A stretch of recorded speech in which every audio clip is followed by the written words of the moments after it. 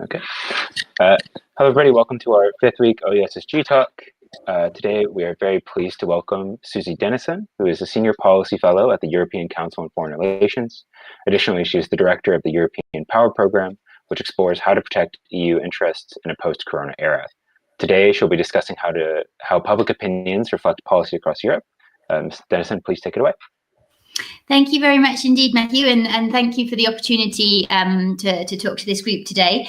What I want to do is to present very briefly to you some findings from a public opinion survey that we have done at ECFR, looking at how Europeans' views about the world and about how the European Union engages with the rest of the world have been impacted by the experience of the corona crisis.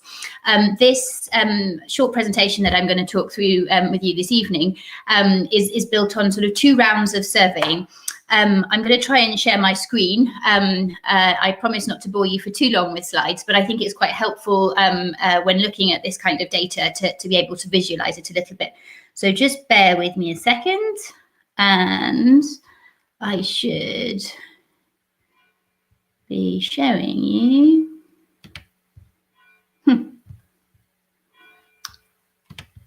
Excuse me, just try one more time.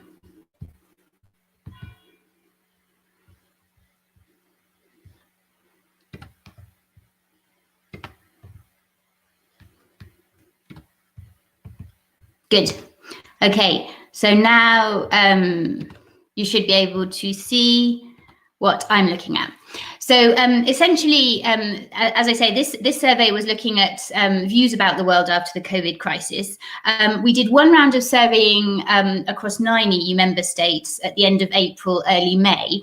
What we were trying to do in that survey was to hit member states at the point at which they were just coming over the arc of the first wave of the health crisis, in order to catch them at a point where they were beginning to think about, the world after this experience and what happens next. The second survey, which I'm going to touch on less this evening, but which is quite sort of relevant to the European situation at the moment, given the deal that was reached in the European Parliament today about the Recovery Fund, was looking particularly at the frugal 5 states of Denmark, Sweden, the Netherlands, Austria, and Finland, and then the 3 Weimar states, France, Germany, and Poland, to look at how the Recovery Fund had impacted people's thinking about the value of the European project. And I think what's kind of striking is the relationship between the two, which I want to touch on a little bit today, in terms of how thinking has kind of evolved over the current period. There are kind of 3 key messages that I want you to take away today from this data. The first is what we can see about the resilience, if you like, of the idea of EU level cooperation after this experience, but nevertheless a real sort of disappointment with the existing institutions. This is particularly clear in the first survey and was one of the main reasons why we were very interested in doing a follow-up survey in the frugal and Weimar states last month in October. The second big idea is that we're in a kind of what we've called a self-help moment for Europeans, where we're no longer in a time where the ideas of national sovereignty and European sovereignty are seen as being mutually exclusive. And indeed, there is this idea of a kind of progressive protectionism in the European space, which seems to really be kind of taking hold. And then thirdly, I want to talk very briefly on the sort of the issues that Europeans care about and the areas that they want to see European action, from the climate emergency to steady support for democracy and rule of law, and how these can be thought about in sort of policy circles after this experience. So firstly, this idea of the resilience of a belief in European cooperation. The biggest finding in our April-May survey was this idea of every member state having been left on their own at the beginning of the health crisis that we faced this year. When we asked the question about who has been your country's most useful ally in tackling the corona crisis, the biggest answer in every country that we looked at, you can see here it's the red pillar, is no one. My countries had to manage this experience alone. Sorry, yes. I'm sorry. It appears like you're sharing. Currently, we see the view of the PowerPoint, but not in presentation mode. So I don't think we're currently seeing the same slide you're looking at. Oh, okay. Ooh, that's I think you might be. Yeah, I think you might be sharing the PowerPoint application, but not the window it's in. So that when you went in presentation mode, it spawns a new process, and so it didn't share the actual presentation. Okay, I've come out of the show. Should we try again from the beginning? What can you see now? Can you see the first slide? It's not currently in presentation mode. So I think you might need to stop sharing and try sharing again, either after you've already started the presentation. Okay, so let's have another try. Thank you for that.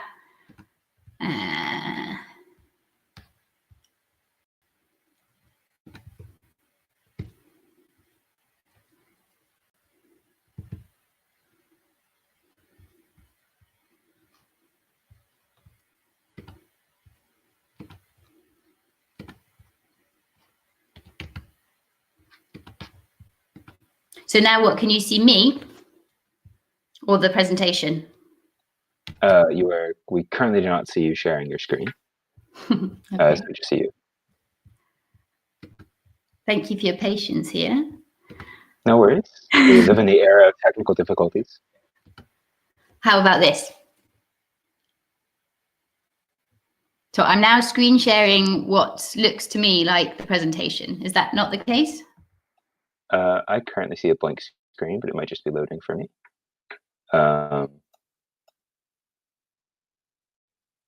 Yeah, I currently do not see anything. Okay. And that's the case for everybody. How strange. It looks at my end like this is all kind of visible.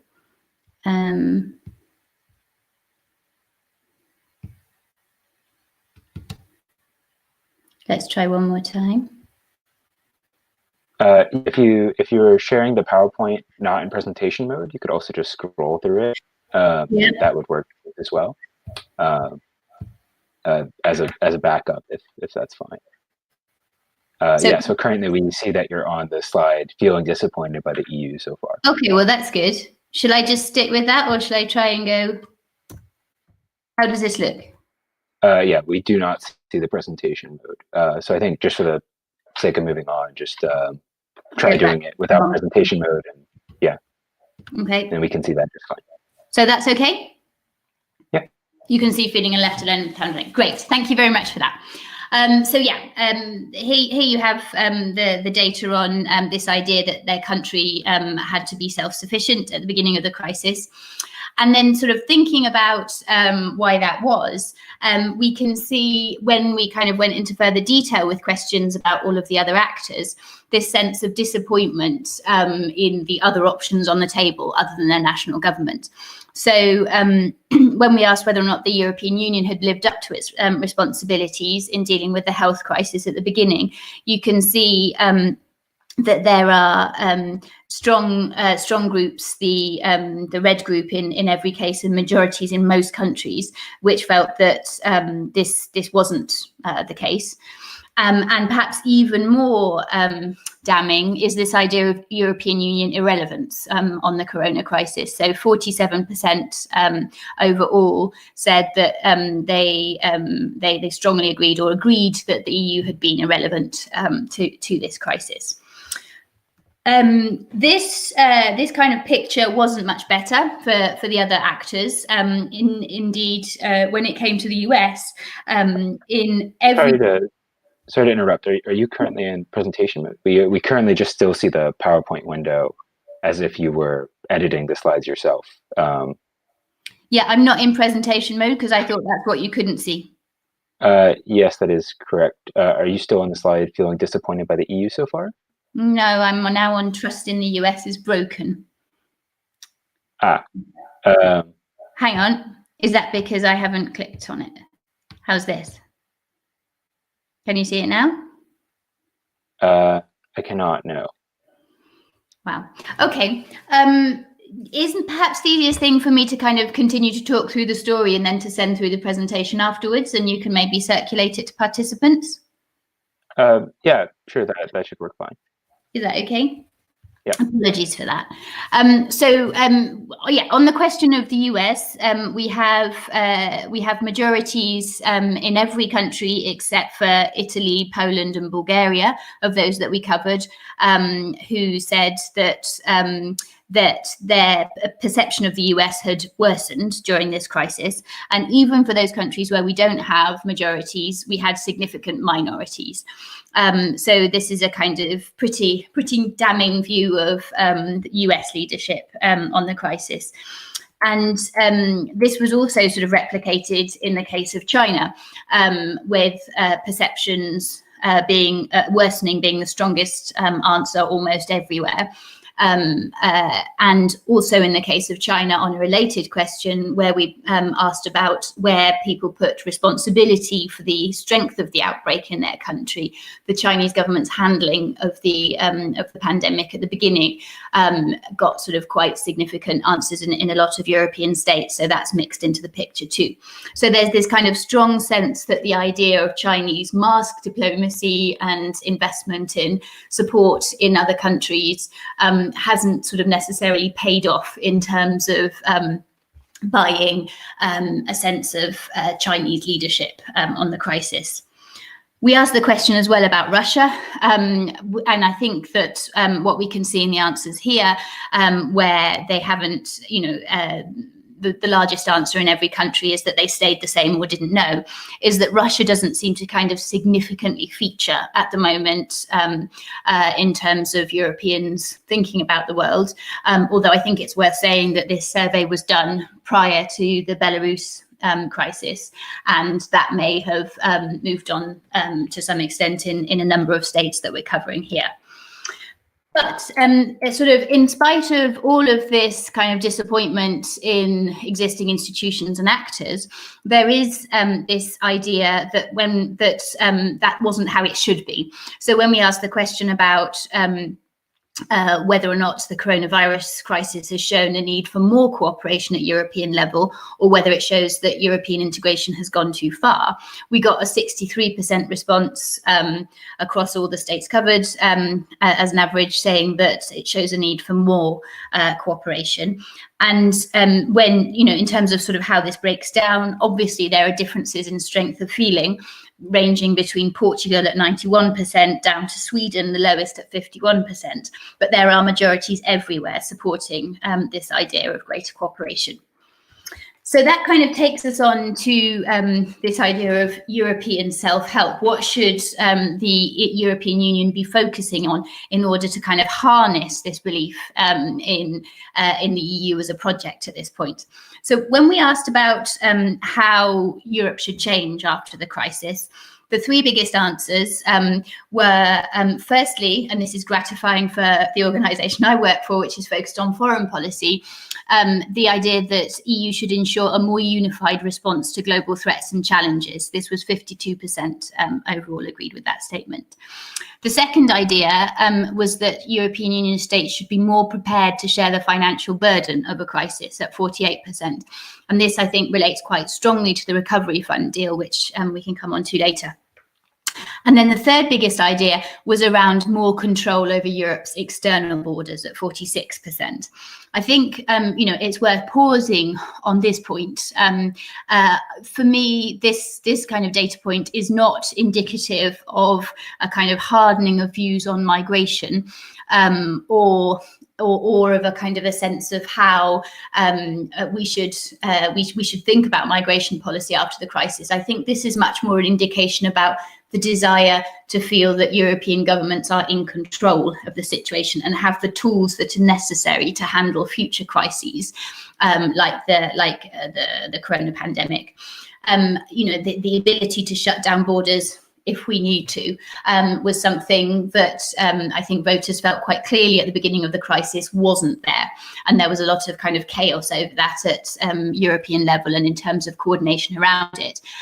So I think, that's one of the findings that respondents to our survey were kind of really signalling there.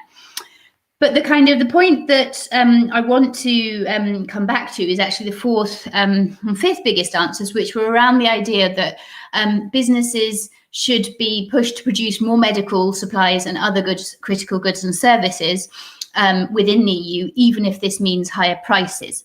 So this idea of kind of the need to build European self-sufficiency at an economic level, sovereignty, if you want to call it that, was particularly strong in France and Germany. These were the two biggest states. The answers were obviously higher, given the kind of the context on critical medical supplies, but they were also sort of fairly resounding when it came to critical goods and services too. And the kind of the sort of strength of feeling about this area had clearly grown in all member states during the Corona experience. I said I would come on to sort of how this picture has shifted after the Recovery Fund, relating to this desire for Europe to be able to share the financial burden more generally.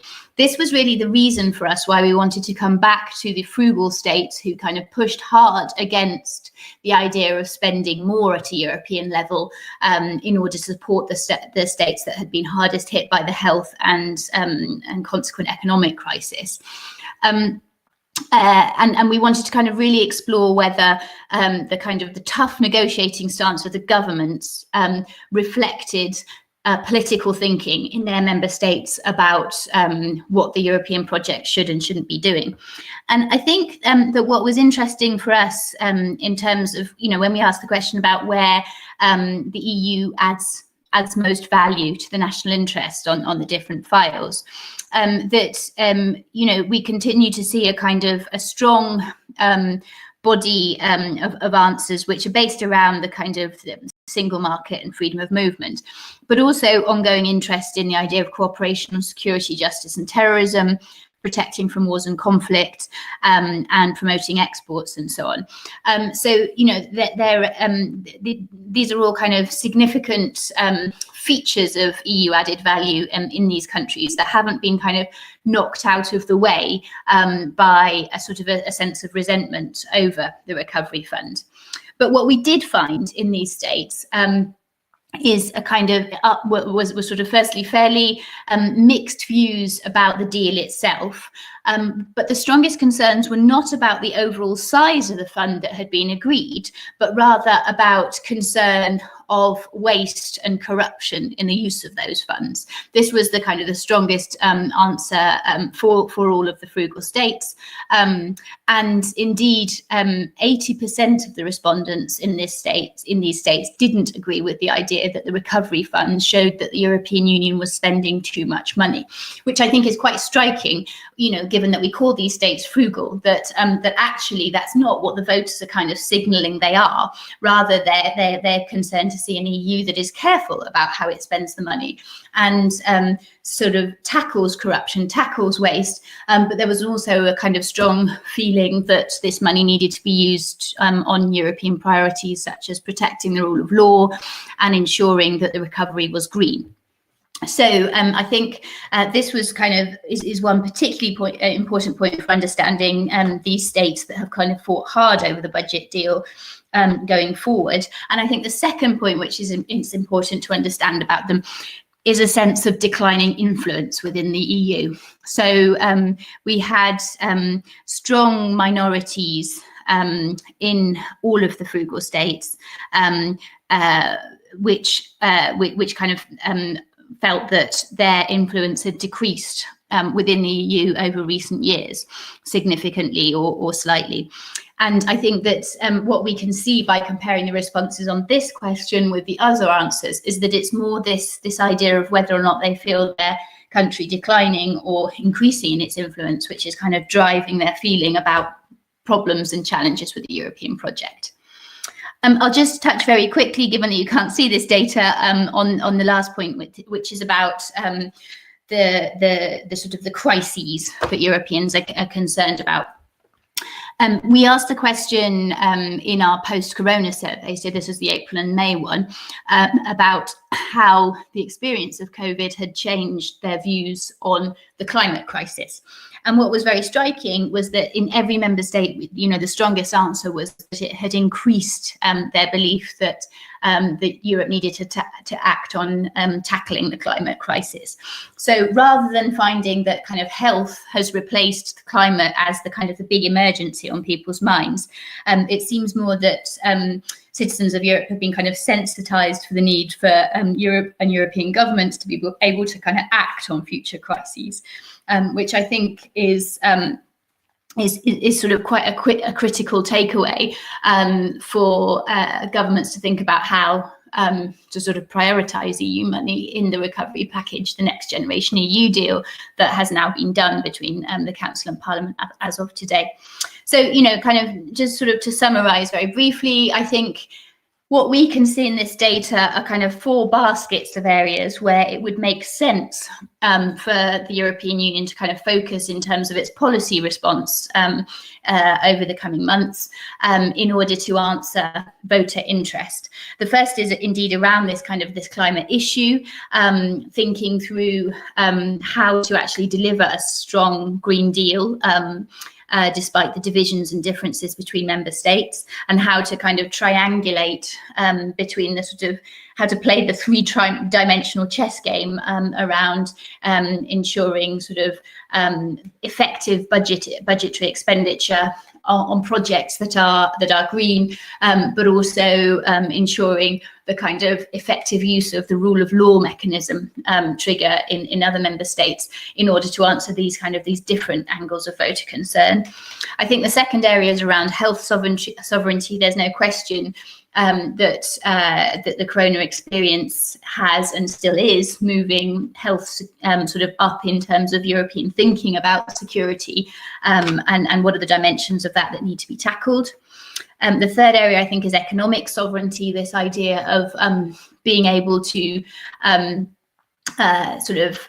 protect our networks and supply chains in the event that there's an international lockdown again, and ensuring that we think perhaps differently about who our kind of key trading partners are on essential goods and supplies, and potentially kind of thinking harder about our neighbourhood as part of that picture. And then I think the fourth area where there's a kind of a desire for focus is sort of shaping Europe's digital future. I think thinking about the kind of new technologies as part of the response on all of these 3 other areas, thinking about how this file plays out in key relationships, EU-India, EU-China, with the new US government, about sort of who is defining and shaping the playing field around this agenda. And then also, I think, sort of the need for investment in development of technologies, capacities on areas like AI and so on, because I think that this kind of crisis, again, has shown quite deeply the importance of that in being up to the response on the crisis. So I'll leave it there. I'm sorry that we haven't been able to kind of look together at the data on all of this, but as I say, I'm very happy to share that presentation with you afterwards and kind of exchange on that if you like, but also to deal with any kind of reactions and questions that you might have now. Okay, thank you so much for all your insights, Ms. Dennison. So I think we're going to open up to questions now. So if you're on the call and you would like to talk, please use the raise hand function and we'll come to you, or alternatively type something in the chat and we can read it out. And if you're following on the YouTube live stream, also please feel free to type something in the chat and one of the committee members will read it out. Thank you so much.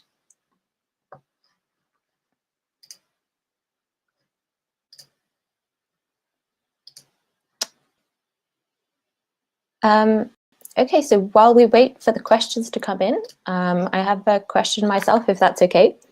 You mentioned about the respondents in those states that are seen more frugal as saying that they're not so much worried about the size of the fund, but rather that the money they're worried that the money might go to waste.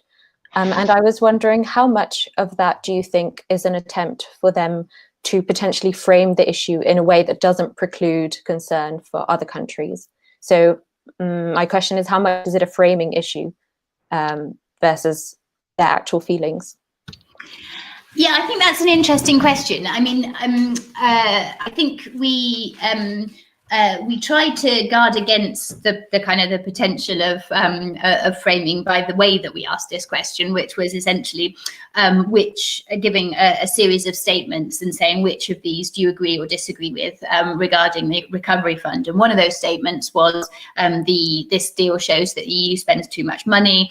Another of them was that the fund will be used in order to protect rule of law in recipient countries, and then another of them was about, I'm concerned that there is insufficient safeguards for to ensure that there is no corruption and waste in the way that these funds are spent. So it was more a kind of a question of them responding to those statements. Now, of course, one could argue that by having those statements in the survey, you're kind of putting the idea into the respondents' minds, but at the same time, they still kind of have to choose against them, or they could choose none of them. So, for me, that sort of gives you as visceral a response as one can achieve from this survey. Again, I think the other challenge but this is important with regards to any sort of public opinion surveying. I think sort of around government policy and areas as complex as the European Union, is that one shouldn't sort of assume the same level of understanding of these kind of these live debates, in all settings, and certainly to the same extent that you have in discussion groups, like this one. And so I think that what one can kind of take away from these results is more a sense of what are the issues that people kind of the general public associate with these debates at the moment. One cannot get kind of that much more technical than that in terms of the types of responses that one explores. And I think that the idea that that respondents would kind of be thinking through about the sort of the image that they want to project in their results, that may be true of a sort of a minority of the respondents, but I think that a large majority that would be sort of beyond the kind of the level of understanding of the issues, or level of interest actually, as well as understanding. What we did do with this surveying is ensure that we had a sort of a sufficiently large sample size to ensure that it was representative, and has been reweighted for sort of different political groups in terms of the responses, so that you can sort of see in this data the types of responses that are associated with voters for different parties and so on, by looking at the responses across between different questions. Mm-hmm. Thank you so much. So linked to that, we have a question from our YouTube audience, actually, about whether you could please go into a bit more detail on the survey methodology, how it was conducted and what demographics were sampled or targeted. For example, whether it was random or not, just a bit more detail about the methodology. Sure. So survey one, so the one done in April and May, was done working with YouGov, who carried it out for us across all of the states apart from Bulgaria, where it was carried out by an organisation called Alpha Research. In terms of sample sizes, it was slightly different depending on the size of the country, but we covered 11,000 citizens across 9 EU member states. In the large states like Germany, France, Spain, Italy and Poland, I think it was, we had 2,000 in each of the samples, and then in the smaller states we had 1,000. The second survey, which was done in the Frugal Five and the three Weimar states, we worked more quickly. We worked with a polling organization called Dynata, with slightly smaller sample sizes, but in all of the countries that we covered, we were still over 1,000, apart from in, I'm just trying to remember which was, I think there was Austria and Finland, that we were slightly under the 1,000 mark. And in terms of the samples, I think in most of these countries covered, YouGov certainly works with panels, and that was the case in a number of the countries that we work with Dynata as well. And so, yeah, we had for survey one nationally political representative samples, but I was saying in the second survey, with the slightly smaller groups, we were still able to do, we were working with large enough numbers that we were able to do weighting and so on to make it sort of like politically representative samples. Thank you so much. We have a question from Leanne, who's here on the call. Sure. Thank you so much. So one of the things you were talking about was how the majority of the European countries, if not all of them, from what I saw on that slide, felt pretty disappointed with the EU's response to the coronavirus pandemic. I was wondering if you could share some of your thoughts or insights on what, if anything, the EU can do to combat a wave of resurgence in kind of Euroscepticism and the growth of parties in countries, France, the FN, for example, in the wake of the handling of this pandemic, especially as it drags on and so many folks are feeling some of that fatigue that naturally comes with the restrictions and the changes to their lifestyle. Yeah, no, I think this is a really interesting question, and it's one that I've been reflecting on this week, actually. That what we saw with the last two crises that the European Union has been faced with, the sort of the financial crisis around 2008 and the refugee crisis around 2015, was a sort of knee-jerk resort to the nationalist instinct, that this kind of a surge in the power of the nationalist rhetoric within Europe, and a sense that the European project's broken. We should go back to the national level. That's where legitimacy is. Europe doesn't have the answers for us. I'm caricaturing here, and to some extent, this kind of didn't take over the European project, but nevertheless, it has kind of continued to shape the politics across Europe around those issues. For me, what is different about the corona crisis is precisely that the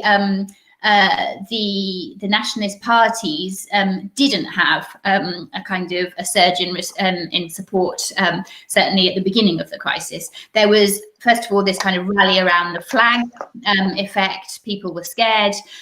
People kind of turned to support their government in sort of taking them through the crisis. And I think with the first lockdown, people were sort of, I guess, willing to sort of follow the advice and give their governments the benefits of the doubt. We were in uncharted territory. But, I think that kind of instinct is quite natural at the beginning of the crisis. But what for me is perhaps sort of more telling is that that so far we haven't seen a real kind of nationalist resurgence. Now, I don't rule out that this won't come. And I think that in some ways, the economic crisis, when we really start to feel this winter, the effects of the recession in Europe, I think, that is the point at which we may see the kind of the nationalist argument coming back.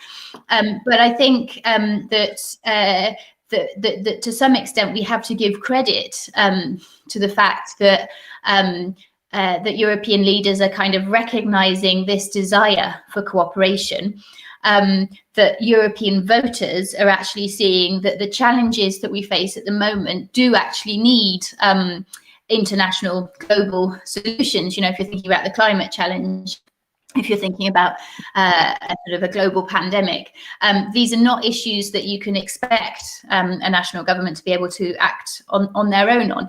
And so, you know, in some ways, I think that is kind of partly why this belief in the European project has sort of held through this period. It's entirely incumbent now on the European institutions to kind of respond to this. And, you know, that's why I was sort of highlighting at the end of my presentation, these 4 areas that I think they need to think about: economic sovereignty, health sovereignty, the climate crisis, and digitalization, showing that they have an impact on these things, because these are the things that voters, A, care about, and B, can see a role for Europe on. But I think they also kind of need to listen to this kind of voter concern in the countries that feel their influence has been declining, in the countries that sort of are worried about kind of waste within the project, corruption, rule of law issues, and so on. And I think that these cannot be ignored either. But I think, yeah, sort of the combination of a positive agenda at a European level and tackling the concerns that people have is the sort of the right approach for keeping them on board. Thank you so much. I have a question. Oh, yes, please go ahead, Graham. Do you see the context of health as a way of engaging with Turkey?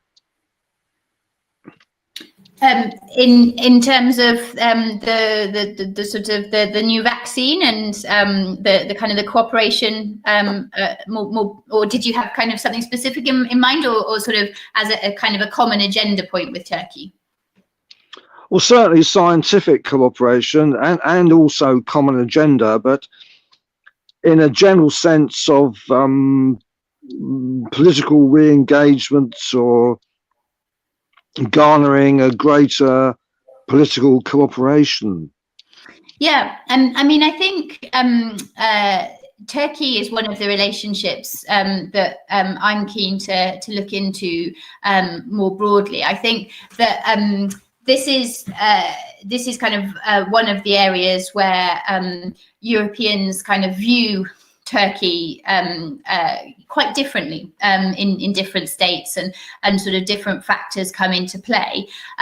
But I think that what we're increasingly seeing from Turkey is diplomatic engagement on various files, and the kind of the leverage that it has in various situations around the world, is that the EU should kind of be live to them, to Ankara as a kind of a force to, not only a kind of a force to be reckoned with on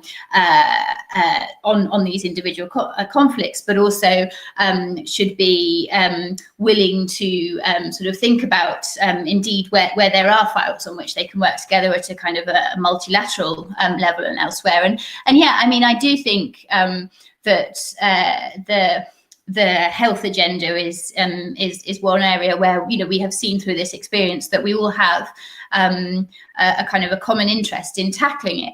I think that one of the kind of the interesting tensions that we're going to see playing out on this over the coming months and years is between the idea of kind of, you know, what some colleagues of mine have termed health sovereignty, the idea of sort of being able to protect your own health systems, invest in ensuring that you've got the right kind of human and material resources that you need to deal with future health crises and so on, against the idea of kind of health as a global good.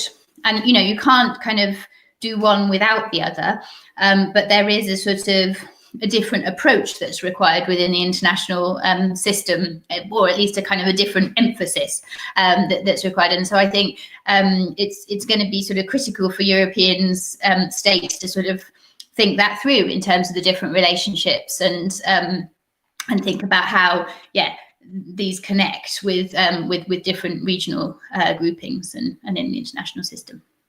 Thank you. Thank you. So linked to that, we have another question from our YouTube audience that says, you said that your analysis yielded that the EU public, was in favor of a more unified European response.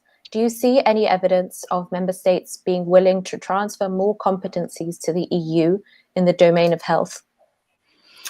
I think that the kind of the short answer is no. I don't see kind of a desire for competence transfer at this point. We do have this kind of conference on the future of Europe between the German and French presidencies of the EU sort of getting underway. But this doesn't seem to me, and indeed the kind of the data around disappointment with the current institutions seems to point towards this not being a kind of a great moment to think about what competence lies where, but rather for the EU institutions to kind of focus on doing rather than the sort of the structures and the how. But what I do see is a kind of a willingness, an expectation actually, that the EU will use the kind of the competence that it has sort of more visibly and more obviously. And I think things like the Rescue EU package for stockpiling medical resources at European level is important on that. I think the kind of the efforts that have been made by the von der Leyen Commission to sort of coordinate more the conversation about border control is important. I think there are kind of signs in terms of how European states have wanted to invest their resources in the quest for a vaccine, that people sort of the states, are keen to see the sort of the European role in vaccine research, almost more actually than kind of investing in the international COVAX system, or rather doing that through the EU rather than bilaterally. So, I think there are a number of areas where people are happy to see Europe being active on health, but I don't think that we're at a sort of a stage where we want to give competences away. But that said, I did think it was interesting in the Frugal survey that we did on the areas where we asked about EU value add, the kind of the strength of feeling about the importance of cooperation on justice, security and terrorism. In states including Denmark, which has an opt-out on justice and home affairs files. So, I think, there are potentially areas where if that conversation is sort of framed in the right way, and if it's very much focused on sort of, actions and tackling real life issues, then people aren't necessarily against more visible EU on some areas. Mm-hmm. Thank you very much. So up next, we have another question from someone on the call here, William Evans. Thank you. So thank you, Susie, for your talk tonight. You suggested in your data that there was, on China, there were some relatively low scores alongside those of the UK, of the US and the EU. Was there any sense, Susie, do you think that the Europeans were blaming, the population were blaming China for the origins of the crisis, so back in March or April? And secondly, is there a sense that European opinion is changing more widely towards China and China policy by the EU going forward? Over. Yeah, thanks very much for that question. I'd be happy to sort of share more data with you on that point, but sort of yes on both counts. We did ask a specific question about who do you blame for the strength of the outbreak of the crisis, and China was kind of quite visible among answers in quite a number of the European member states on that front. It wasn't the biggest answer. But it was kind of there. We framed it in terms of the Chinese government's handling of the outbreak in China at the beginning of the crisis, and there was a kind of a sense of responsibility there. I think also, what one can see in the sort of the data is the kind of the very early reactions, because this was obviously April, May. It was a time at which actually the kind of the Italy story about Chinese support coming through even before budgetary support or kind of health system support from the European Union was coming there, and from other EU member states, was kind of quite present in the European media, and you could see that in the Italy data, where there was kind of more positive thinking about China as an ally. But generally speaking, it didn't look like there had been a big return on the Chinese investment in terms of sort of how they were engaging with other countries, sending medical equipment, personnel, research, and so on across Europe in sort of quite a targeted way. I think the other data source, which I haven't been referring to this evening, but which is quite telling on this front, is something that we've done called the Solidarity Tracker, which is available on our ECFR website as well. And that what we've done there is work with our researchers in all the 27 member states to look at instances of solidarity between European states on tackling the health crisis, so kind of loans of personnel, kind of investment, making available beds in different countries and so on and so forth at either national or kind of local level. And we also did a kind of a pillar of this research on Chinese solidarity in different member states. And, you know, one can see through this sort of a quite explicit attempt to target that Chinese investment in countries where the kind of the relationship between China has been built up through the 17+1 format now, that China has with a number of EU member states. You know, and I think that it's quite interesting to note that although we didn't redo that survey question in all of the countries at the end of the summer, that's something that you know, will be interesting to look back at, and we're planning to do a follow-up piece of work now after the US elections, which will cover a lot of these countries again, looking at how the relationship with China is viewed. But my sense is that this hasn't sort of drastically kind of shifted Europeans thinking away from the traditional alliance patterns and kind of towards China. I think there is a sense in which this was quite a specific set of circumstances.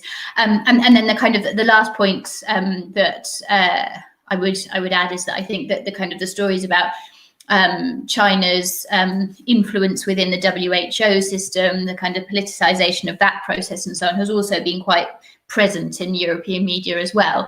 And I think that this kind of sense of tinkering with the international system on which we currently depend around the global health response is something that hasn't sort of been entirely welcomed, which has kind of maybe made this whole masks diplomacy sort of seem a bit more kind of transparently manipulative. Thank you so much. We have one more question from our YouTube audience, which is, do you have any view on whether or not the respondents of the survey felt able to directly influence central EU policies, or whether they felt disconnected or remote in comparison to, for instance, domestic policies? That's an interesting question about the kind of the difference between domestic and EU level influence. So on what I called the frugal survey that we just did last month in the frugal 5 states and France, Germany and Poland, yes, we do have a specific question on whether or not they feel that their influence within the EU is increasing or decreasing. That's about their country's influence on EU decision making, though, rather than their sense of engagement as a citizen with EU processes. I think that probably the kind of the latter would be something that you'd find more in Eurobarometer surveying done by Kantar on a regular basis. But we did have a question in the surveys we did around the European Parliament election last year about the extent to which people thought that their national system worked or was broken, and the same for the EU level.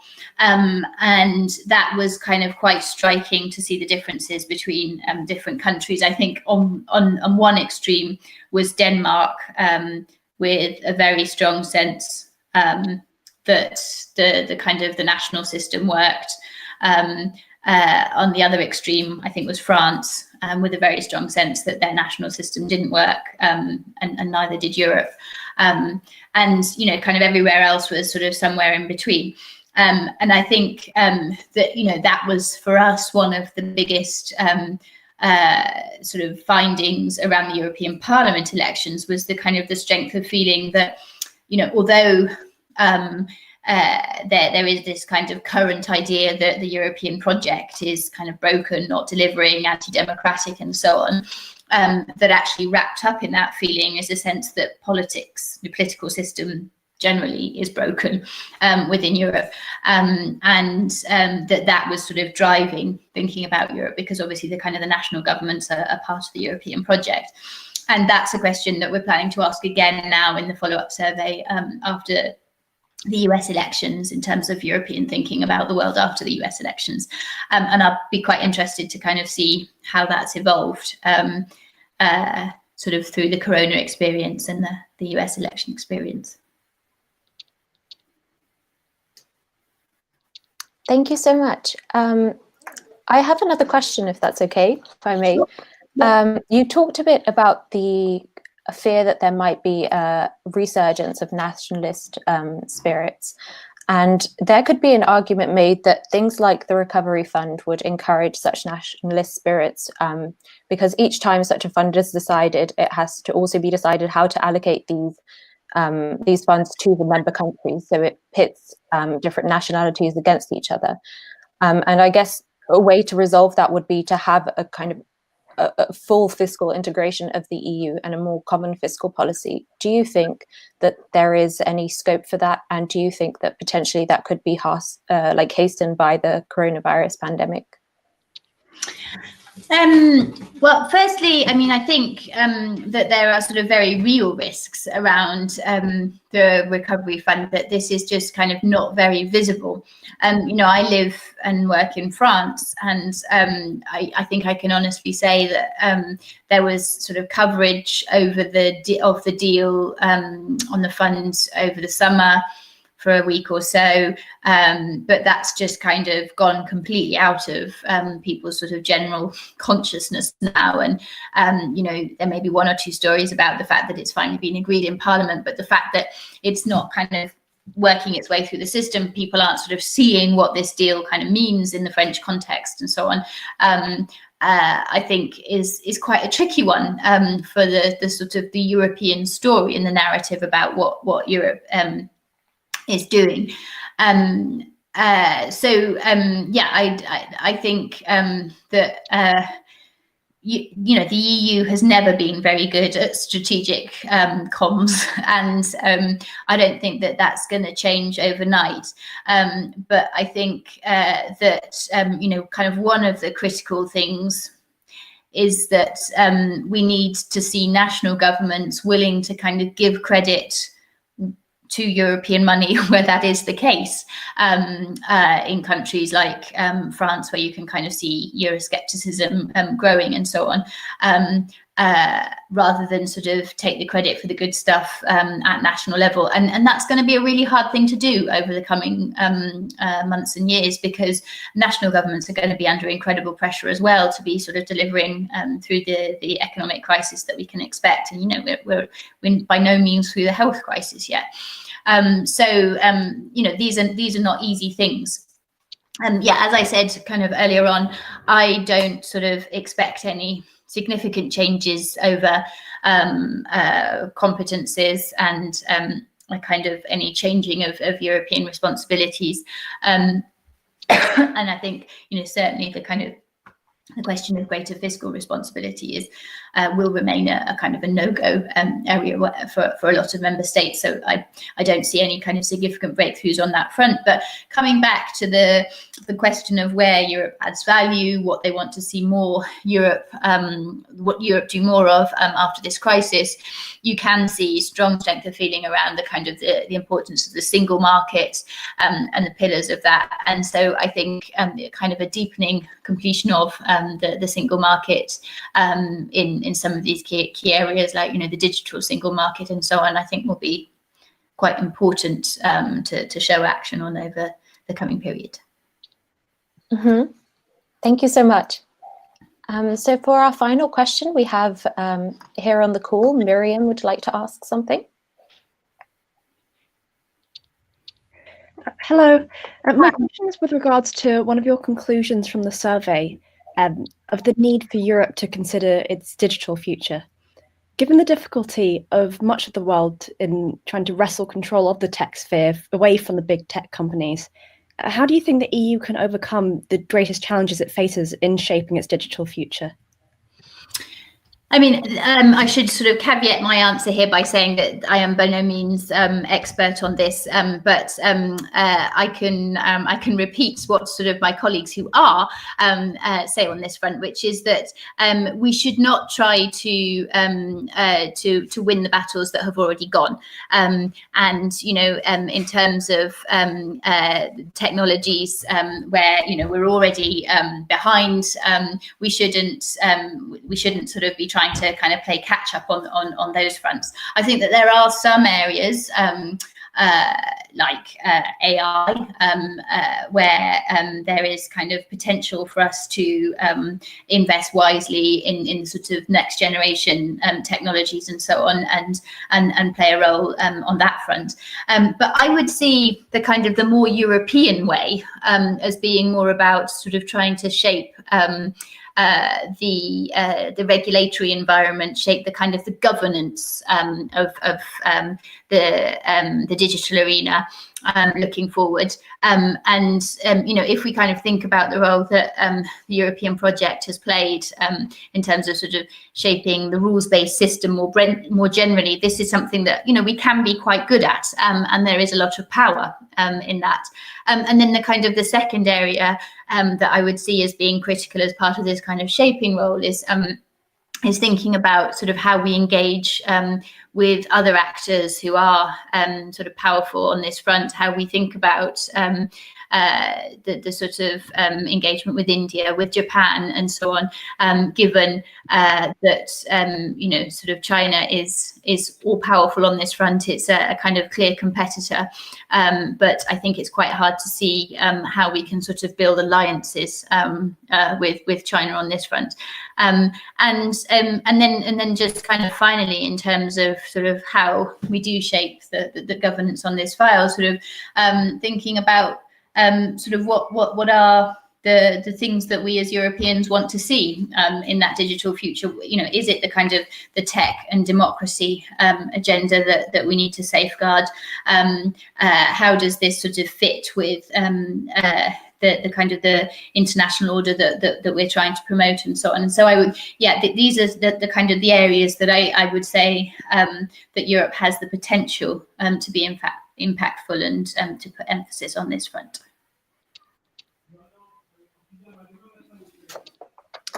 Okay, thank you so much. I think we'll wrap it up there. So first of all, a massive thank you to you, Ms. Dennison, for such an interesting presentation on a really timely topic. And also thank you to all our members for excellent questions. And if you enjoyed this, we would look forward to seeing you next week. If you would like to join our talk, Helena Cooper will be talking about journalism and pandemics in an era of media distrust. So we look forward to seeing you next week. Great. Thank you very much indeed. And as I said, I'm very happy to share with the organisers the presentation if that's of interest to others. Have a good evening. Thank you very much. Have a good evening.